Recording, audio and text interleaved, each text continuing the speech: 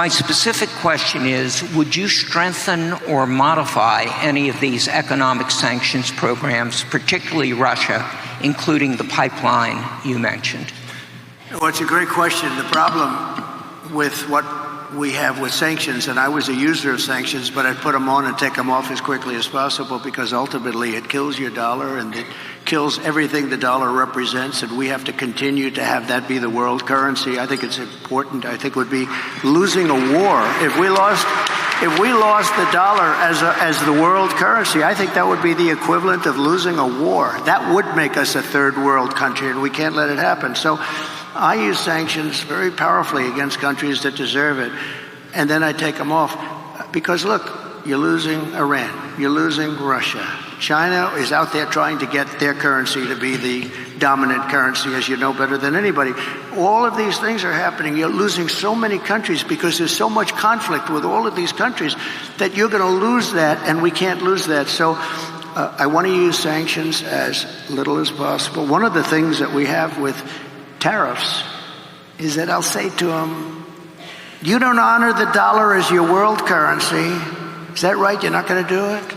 No, we're not. I said, that's okay. I'm going to put tariffs all over your product. And they're going to say, sir, we'd love to honor the dollar as the world currency. You know, tariffs, in addition to monetary and the money that we'll take in, which will be bigger than you've ever seen in this country before, gives you tremendous political power for something like that, as an example. I stopped wars with the threat of tariffs. I stopped wars with two countries that mattered a lot. A lot of people would have been killed. And I threatened tariffs coming into the United States if they don't make peace. And we made a lot of, we didn't have conflicts like you have right now. We had very intelligent people. But the biggest threat you have is you lose that currency, and we have lost something that you'll never get back. And we can keep it if we're smart, but they use it too much, and then they just forget about it. And these countries like Russia, it's going out now and doing its own thing, and you know, they're going out bragging about how they don't need us anymore, et cetera, et cetera.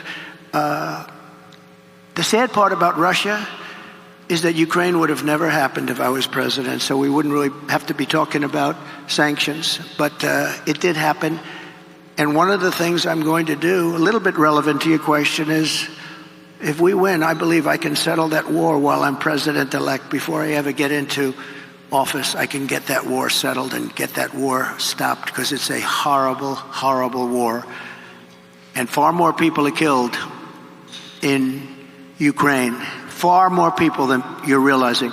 They'll knock down this massive building, amazing, the size of these buildings, they'll knock it down. They'll say nobody was injured. No, a lot of people were killed. The real numbers are far greater than what people are looking at. So I think it's a very important thing. Sanctions have to be used very judiciously, and you can win. We have things much more powerful, actually, than sanctions. We have trade, but we cannot lose our dollar standard. Very important. Thank you very much. Great. Sander?